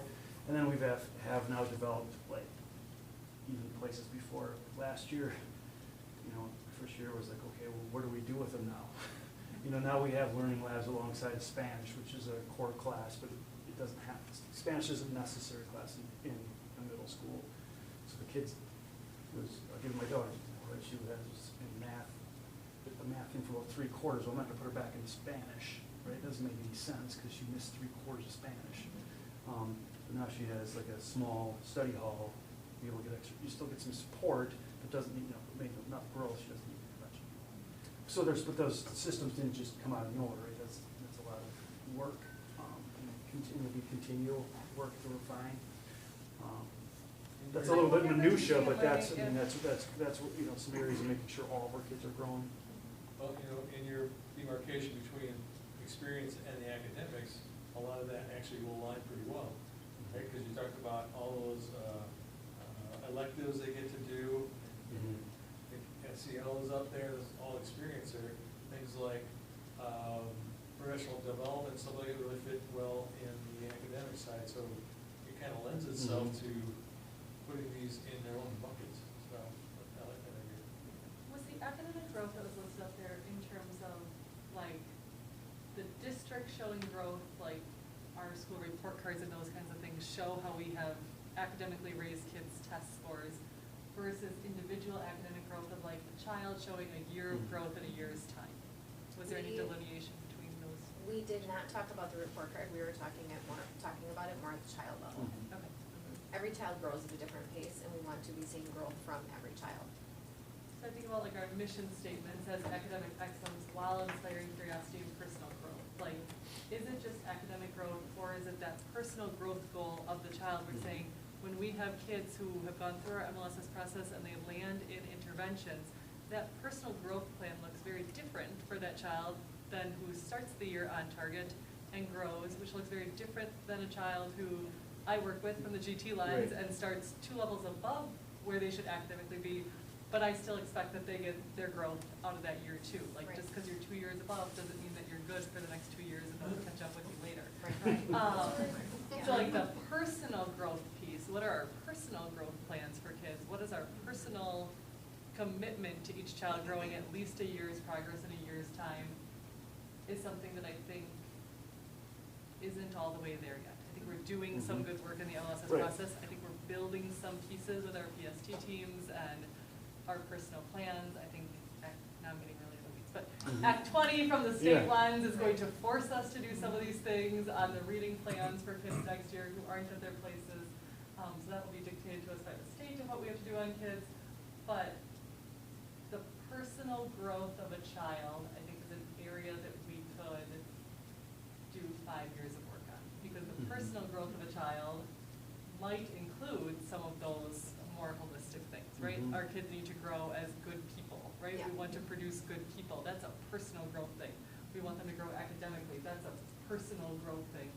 Behaviorally, some of our kids are there and some of our kids are not. And if we're not handling behaviors, we're never going to get to the academics. So personally, we need them to grow in the way they can function in the classroom, executive function. Like, those are all the pieces. Do that. It's the magic That of sounds like a teaching. full-time job, like, I It's mean. the magic of teaching. Called I mean, teaching. it's like Yes, a. exactly. Steve? And it's where it becomes controversial, right? Where people say it is a teacher's job to teach academics and not to teach my kid to be a good person. It is where the controversy comes, because people look and say, I don't, one, know what Mary Iwanski thinks a good person looks like, so I don't trust her to teach my kid to be a good person. Or 2, I acknowledge that it is already a full-time job to teach my kid math. I want her to focus on that because it's a full-time job plus to also teach executive functioning and behavior supports and social emotional learning, right? Like, where is the time for all of that? Yes. It's a big yes, right? You're talking about this, I'm wondering if 4 and 5 years, maybe not the personal, the academic growth 1 year and 1 time, which, by the way, thank you all for teaching me that, because I used that on a high school teacher the other day, and it got me what we needed. There you go. Every kid deserves at least that. There we go, very good. So I wonder, to me, those sound like the tabletop, and that some of the continuous improvement side will be professional development is how we are making sure that the system makes that happen. Is It's that interesting that you'd say that, because Yeah, as I I would was agree with that. spitballing here, and by the way, by no means, when I talk, it's not like it's fact or anything, but I'm seeing a bucket around, and I'm using the words develop and enhance systems to ensure every student has academic growth, right? I mean, I'm seeing a that, because that's what we're trying to do. We're trying to create better systems. I mean, we've only had a curriculum person for 3 years. So we're developing the system, and I could see curriculum being under there, professional development, whether it's STEM or that whole curiosity. But the one that I see the most that came up is that sense of how are we making sure all students, right? That, I mean, that's the one that I think is so key, but that idea of developing and enhancing systems to ensure academic growth for all is, I think, a big bucket. I mean, I think that's, and then it's got things underneath it that need to be stabilized. And go back to Steve, you said something I thought was really kind of curious, a MLS prison? Or Intervention prison. Prison. The goal is to get kids out Out. of intervention, Is so goals they don't get wanna out, so- hang out in intervention forever. Going back to her point, is it a systems issue to make sure that happens, that the kids get out? I'd say, Yeah, yes, because I can, Yes. yes. Yes. So in my past experience by the school, right, like, kids were in these, like, they just, and nobody asked the question, they've been doing the same intervention for 3 years, it's obviously not working, why are we not doing And something that's else? what MLS I know is. I mean, I know it seems simple, but nobody asked the question, and they're like, this is just what we do for intervention. I'm like, okay, well, data's showing us it's not working, so what else are we gonna do? What are some other things we're gonna do? Why are we gonna do, what is the data telling we should be doing? But the other piece of that system, Steve, as you said, I mean, up until this year, we didn't physically have a plan for when a child graduates interventions. We can't put them back into Spanish if they've been out of Spanish for 3/4 of the year, so like, what do we do with them? So then kids got stuck in intervention prison out of necessity to not have another spot to put them, right? Like, because it wasn't appropriate to integrate them back into a class that they were, like, yeah, we didn't have a pathway out of prison. Brian, this is a safe place. So, I'm hearing, and I don't know, because then I wanna look at the other bucket. So, one bucket that incorporates, I think, 2 of those, and it's academic growth and continuous improvement loops, is all about, and I'm gonna say it again, developing and enhancing systems to ensure every student has academic growth. Right, I mean, and to me, that would include, under the table X would be something about MLSS. MLSS, you know, a curriculum cycle, PD, you know, that we're building solid systems that help us have students have academic growth. And then if we're thinking about what we need from the survey to support that, I don't know if it'll be in the survey, but one of the things parents come to me with is, I'm glad Merton is the 6th in the district, but my kid is not the high academic achiever, where Right. is your system going to make sure that they get, so I think this will be responsive to at least some anecdotally of the pieces I've heard. I imagine we'll see it in the survey. Because I do think that we did hear that about before all, right? I mean, we saw it in a lot of different permutations, but we did see that idea of, let's make sure we're talking about all. Or my kid's gifted in one area or not gifted, but that doesn't mean that they don't need support in other areas, because we want them to be the well-rounded person and academic moving forward. So, and then the other piece tends to be, and I don't know, I mean, in an area of student experience that has, I mean, I don't know if you want to drop the focus on curiosity in STEM, or what's the next iteration of curiosity? I don't know, we have to talk about that, but I think that there's something there. I don't think you just want to say, yep, done, check it off. For me, I wanna say this, cause Please. it does get to me, so STEM's dead. It's STEAM, because if you You're don't right. have art, It's- like, it's a problem for me. and Thank you. It's a deep problem for me, and to me, that includes the musics, the arts, the cooking, Then all maybe- of those kinds of Thank you. things. Is that piece, and And that is that child experience that we're building through those electives. Well, and that to me then becomes that bucket of experience. What is, what's going in the experience bucket? As to your point, STEAM, and then maybe it is, and I don't know, the development of the whole child, and the other pieces of that. And that's something I think we have really great at the middle school, but I don't know that we have that as well at primary school. But do they have all the avenues that they have up here to experience STEAM? I mean, yes, we have makerspace, but do they have every advantage down there? Could you grow some of those kiddos down there and help them? I do think we could grow the music department there, I think we could grow the makers space department there, I think we could grow, what's the other one I'm missing, the art as well. I think we have PE and spades, but I think those other ones, there are so many kids that excel at those ones that, yes, I agree. I agree. No room. Big question, so it's. I don't know if we're focusing on semantics here, because it sounds like we've got two buckets, but they've got big table legs. I mean, so I'll try to put something down in the minutes so that we can talk about it again. But, and again, just because I said it doesn't mean it's fact. I'm just saying that it looks like it's bucketing into academics and experience. But I don't know what that, I don't know what all the, But then keeping the whole development, like student development is another important bucket that, which As a- one? as a That's the student development or as a- enhanced number systems 4, piece. the whole child piece. I think that's clearly in student experience. So I see And this maybe like- we need to word it differently. Yeah. What are we doing for students besides opening up their heads and helping them learn? What is it that we're doing? I feel like the academic pieces we give them, and then the rest of it is like, how are we really preparing them to exist in a real world? So when I think of everything going on STEAM related up here, like the things coming out of our cooking classes right now, I'm like, wow, kids are learning to do laundry, and they're learning to sew on a button, and they're like, these pieces that are prepared, like, fractions are great, and we need to teach them, but also like functioning in the real world, the measurement work that Dave does. And what do the we call using- that?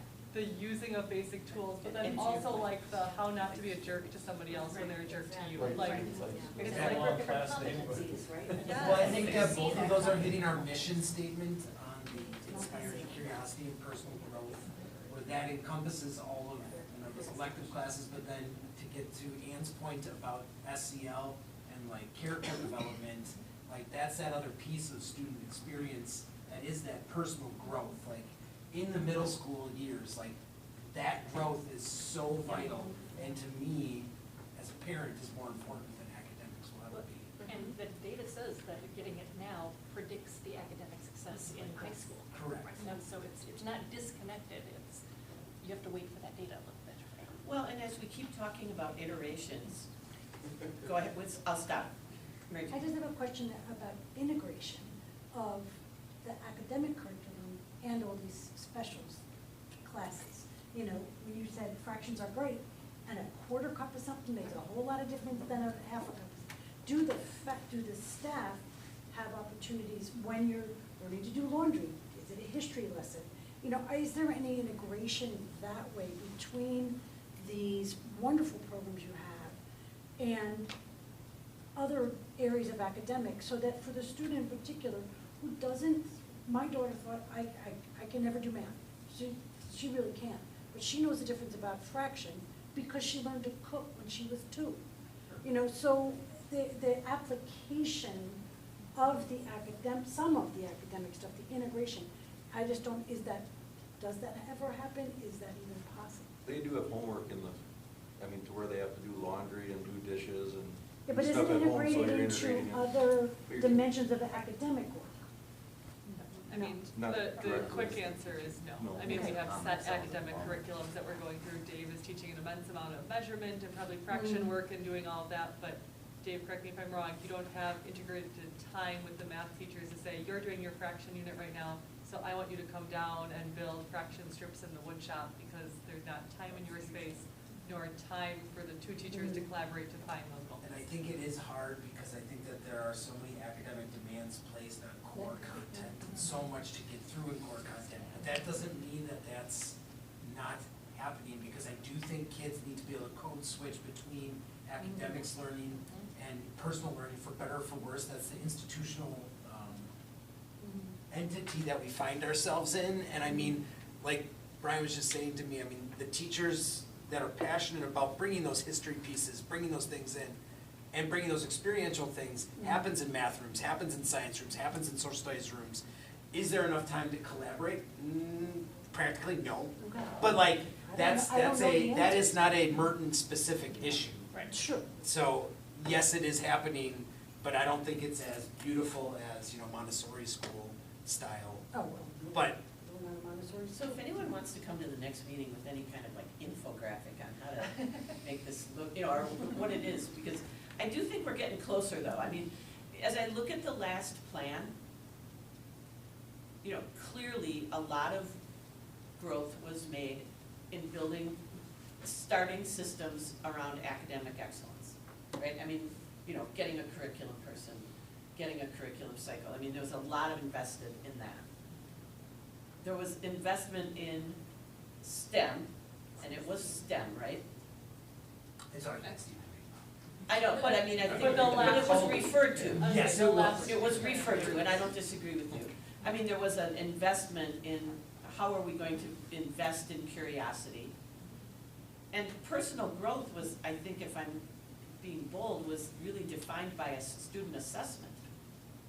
I mean, it was never really, I don't think it was articulated very much. I mean, and so to me, as I think about taking it to the next level, it's, okay, nickel down, how are we defining personal growth? What does it include and what are we focusing on? I mean, I think that for that one is the next iteration. The next iteration, to your point, is STEAM and what are we doing on integration with that? And then, on academic growth, it's about building and enhancing those systems to undergird, my favorite word, the good work that's going on so that it can excel. Did you write all that down? I think I got it. Okay. I'll put it in the minutes and then you guys refute it, because I'm just saying, I'm trying to just sense make, and it's one person's sense, and it needs to be our sense. But it's gonna have a straw man to go after too. Yeah, and like I say, or else we'll just split for the next 2 meetings on the survey, and the survey needs to be more confirming than tangential. I think the piece of the development of the whole child as a group, if we are not explicit with that in being important in our strategic plan, I it will agree. be taken apart by factions of our community who don't want that to be part of public school education. I agree with That that. is where we are at. Are we up for that? Yes. Yes.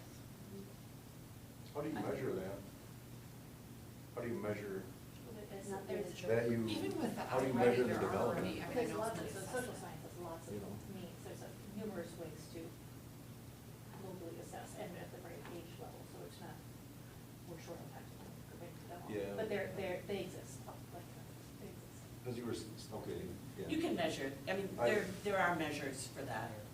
I mean, there are measures, and I think when that development of the whole child is a priority, you see it in interactions, you see it in classroom behavior, you see it in so many ways that is difficult to measure, but it's noticeable. You see it. And Well, you hear it. I mean, and you can measure it in the inverse as well. Do you see less disciplinary? Your problem. Do you see less, truancy, although that's not the issue of K-8, I mean, but do you start to see less of other issues as well? I mean, but it is measurable, that shouldn't be the obstacle. I think the bigger issue for us, and I think we just have to be really very confident and bold, is how do we define it? Right, I mean, I think our definition around personal growth, it's in the mission, so how are we defining it, I think becomes the conundrum.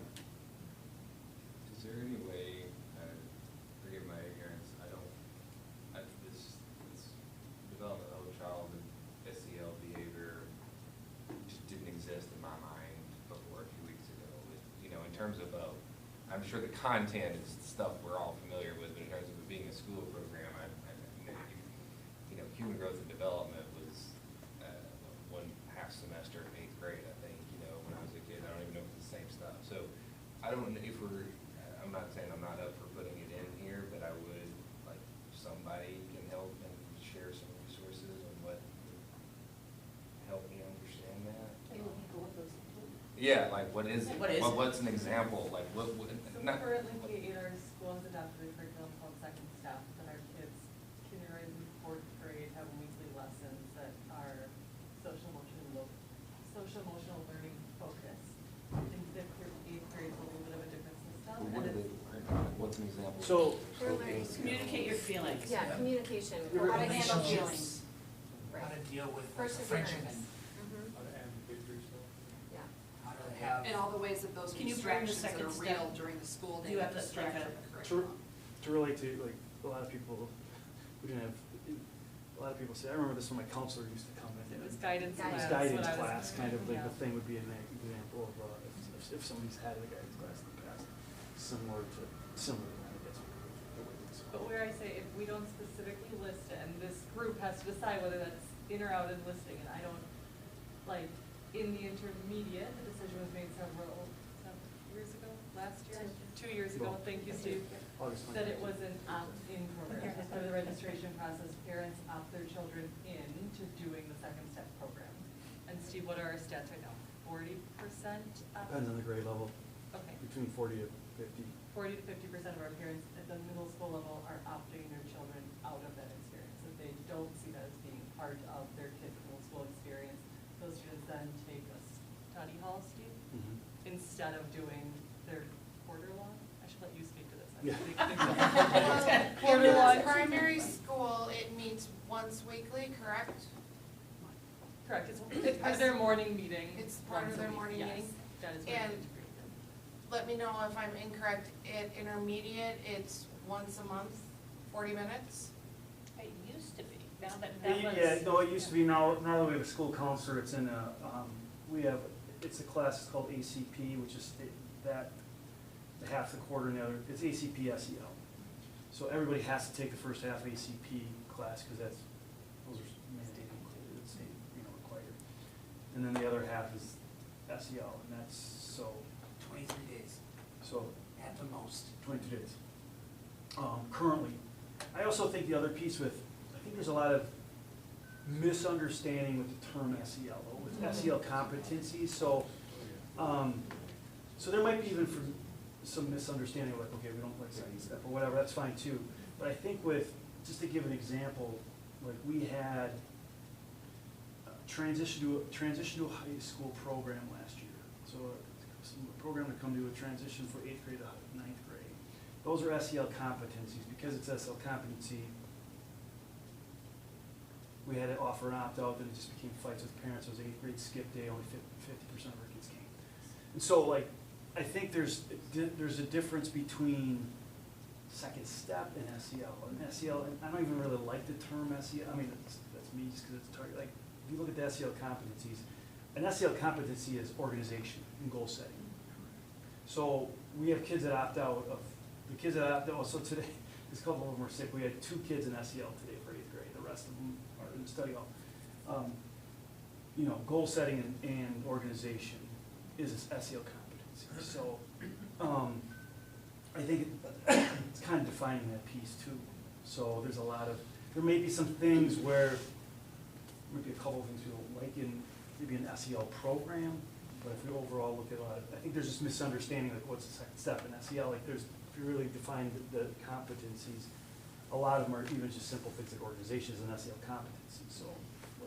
And there's Well, and also maybe overall- and I'm gonna be, I don't wanna duck this, but what I'm saying is maybe what needs to be defined as part of this in year one is, how are we defining personal growth in Merton? What's our definition of that? What does it include? Because that's in the mission, that's a non-negotiable, so how are we defining it? And because we have the opt-out, we also have beyond curricular issues across the school that Steve shared at Student Achievement Committee this last month, and includes things like people want 7th grade is not being very nice to each other. Could somebody come in and talk to them? Nope, because we have to have an opt-out. And Steve wants to bring in a great speaker, but we need an opt-out so that it has larger implications that he was sharing. So there's the curricular piece, but also we're talking about a school around, you know, we say this is our mission, it's, what we're doing right now is not helping us to get there. So we need something. Focus on the mission. And the mission to me is, at the end, I mean, personal growth is in the mission. Right, maybe we use this plan You to don't have say to- it's in the mission, let's drill down to the things that define what is personal growth. And then we use that as our next guide to whatever the program will be, which might remove some of the controversy because we've now defined it in a way that anybody can understand it and understand the way that it's going to enhance and is necessary for our students, both as a person to grow, but as a learner and as a student with other students, so that we could focus on the core curriculum and other things. So maybe that will help remove the ambiguity and the consternation in the community by laying out, what is it? What are we trying to achieve? Why is it important? And then we can backfill it in our, 2-3 year plan with, let's find a program that meets this so that we don't have these problems again. I also think communication is key with all of this as defining it Right. and communicating it with the families. Right now I'm hearing, and I'm not by all means trying to be controversial, anything like that, but right now I'm hearing 40 to 50%, depending on the grade level, is opting out. Why are they opting out? That's my question. I I would like to think- get I into think that too, it's but a why? lot of You're also, misunderstanding. but then we're not Actually, I think communicating Steve or was- I agree. explaining, and I'm not pointing fingers, sorry. But if 40 to 50% of the families are opting out in those grade levels, is it backhanded then to put it as a pillar here and say, no, now we're forcing you to do that? Why do they not? Then, my personal question is, and again, a little bit of devil's advocate, not to create controversy, if it's 22 days, does it belong in a strategic plan? I hear you on that, 100%. But I think the importance of the outcomes from having that education outweighs whether it should or shouldn't be in a strategic plan. Is Billy not gonna be a bully anymore because he had 22 days of that? Again, Hopefully, it does dev- make a difference. devil's Hopefully, advocate. it really, I mean, the research behind it is very strong. For that same amount of time, I don't know Classroom 23 days, time? I don't know time. So are we gonna have them opt out of math? But I think we've had. Are we That's gonna a have core them class. Yeah, Are we're we down gonna to have them opt out of half. math? I'm just saying. I don't know But if that's it's a core our class. To me, I job. feel like Yeah.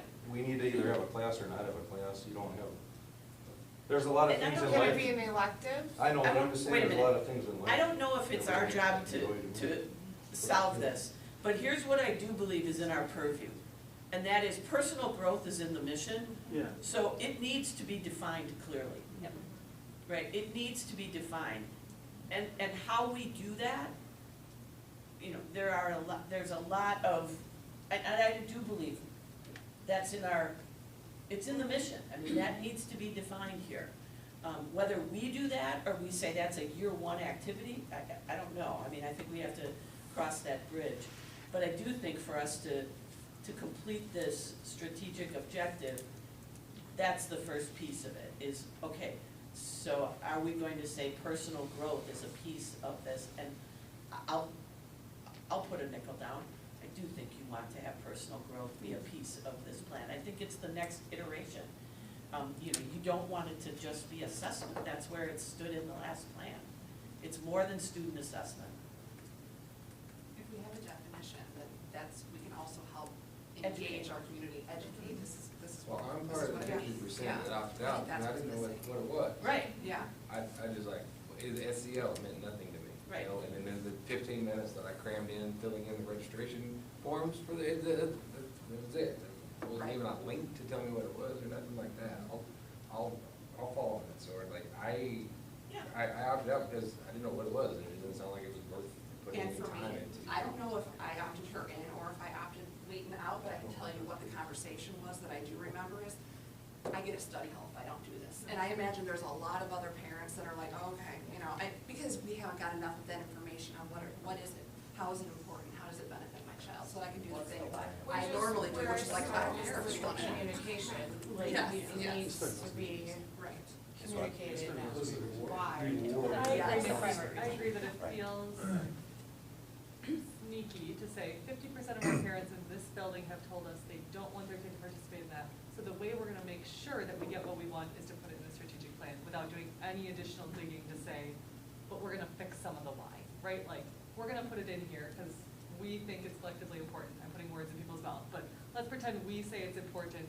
I would wanna be able to say that we've done that backwards work to say what's gonna be different this time. We're gonna say it's important, we're gonna say every kid gets it, and it's going to be more than 22 days, because we think we can't help little Billy not be able to eat in only 22 days. Or we're gonna educate our parents better, so when we get to that question, they know what that really means. Or we're going to not have it be a study hall that they get instead, because that's why most of our people are opting out, because they value, like, I think you're right, that we can't just say, we're gonna put it in here to get past those 50% of the parents without addressing why 50% of our parents are saying no to that thing. I think you're right, we have to figure out the why and address that. And I would say that personal growth is much larger than SEL. Correct. For sure.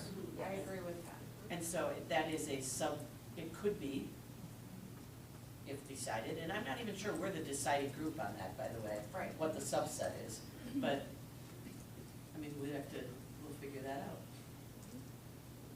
We're not gonna get to facilities tonight. Sorry, boring. It's okay. Okay, Brian, you're on. Hey, by the way, I really enjoyed this discussion tonight, and I think I can get you something that will help the next meeting, where we are able to do a little bit of affinity, you know, with some dots and kind of make some decisions. There you go. Yes. Okay, fantastic. Well, I figured you guys wanted an update on what's going on here, so I captured the demographic information that we had. We've had 182 people take the survey, and it kind of follows along the lines that Joanne was talking about. We had about 60 people in the focus groups, usually get about 3 times more in the survey, but we still got a week left. So keep on promoting the heck out of it, and because the more feedback we get, the better. So that's probably not the best. That's probably easier to see here. So these percentages here, and I can't read from that angle. Currently enrolled in the primary school, 48%. In intermediate, 37%. The one that kind of sticks out here is this one, community members. If you can get up to 5% on community members, you're doing good. And we got like 8% of the people there. And I remember we were wrapped up in the discussion about how we get this promoted to community people. So you guys are doing a great job being the ambassadors, pushing that out there. So, you know, more would always be better, but we're doing well right there. So that's good news. And you know that doesn't go to 100, it doesn't total 100 because people could select more than one. It's not meant to total 100. Yeah. Age range, well, you know, given that a lot of it is parents, not too surprised here, but we do have, you know, in the 60 to 70 year range, a number of people, and clearly, well, maybe, unless you're a celebrity, you're not having kids anymore. That's where that kind of stands. In terms of resident of the community, we had some people that aren't, and maybe they're open enrolled though, but the bulk is in, you know, this area here, from 1 to 10 years. So I know when I first moved to Pewaukee, if you hadn't lived there 20 years, you're a newbie. So I don't know if they have the same kind of thing here, but you know, you get disrespected if you hadn't lived there 20, 25 years.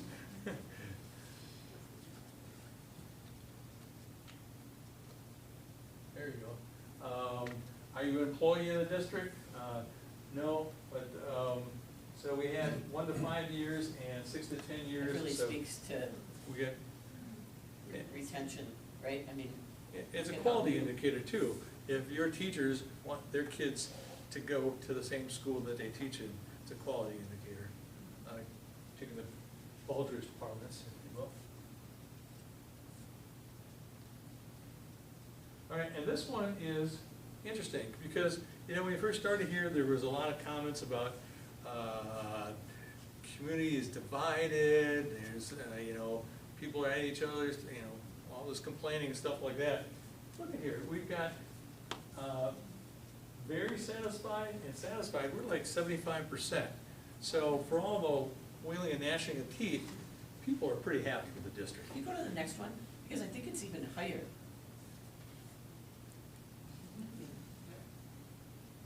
60, 70, 80%. So, for all the complainers out there, you gotta remember, it's always easy to listen to somebody complaining. You gotta remember that most people are pretty damn happy. So, if you take that as a bit of pride and fortify yourself against those naysayers, they probably have something to say, they probably have some good reasons, but it doesn't mean that we're on a highway to hell, okay? People Well, are. I always like to look at who's neither satisfied or dissatisfied. You can, I mean, those are 10% that are easily movable, right? I mean, they're not indicating they're dissatisfied. Those people are movable, so you could be in the 90s without a lot of effort, which is, I mean, those are high numbers. It's a high number. Those are high percentages. And this almost 10% here, maybe that's just a communication issue, maybe that's a marketing issue, And when you get in the 90s, that's really incredible community support. So, that's really all I had, I just wanted to give you that update on that. This is gonna go till Monday, probably after I get home from work, and then I'll take it offline.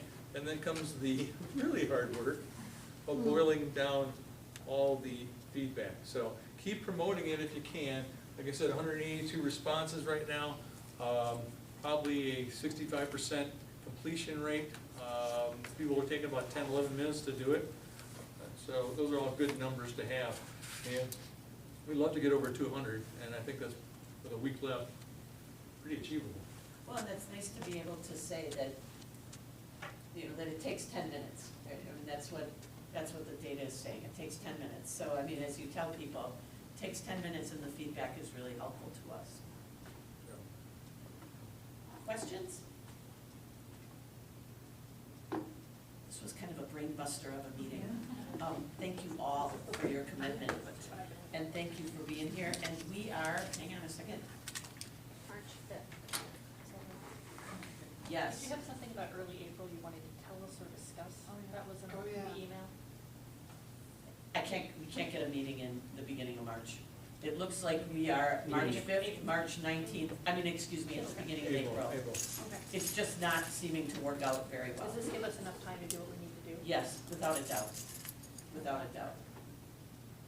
So we've got March 5th, March 19th, April 23rd, May 7th, May 21st. And I know we've got some people, on the doodle poll that couldn't, but they actually worked as well as not going back to the drawing board and looking at different days. Did everybody take the doodle? No, I did not. Okay. It's okay, because guess what? We're moving forward. Yeah. Well, you I guys, got enough of a critical mass. attendance has been really good here, so, the fact that you might have to bolt on one, it's still, people are doing a great job attending these meetings. So March 5th, we'll be doing a lot with the survey and really working in these areas. And I would imagine that we'll do some dots around what's green, what's red, what do you have questions on, and do some dot working. And as a bonus, we're gonna let you out a minute early. Have a good night, everybody. Get your Good night, PJs.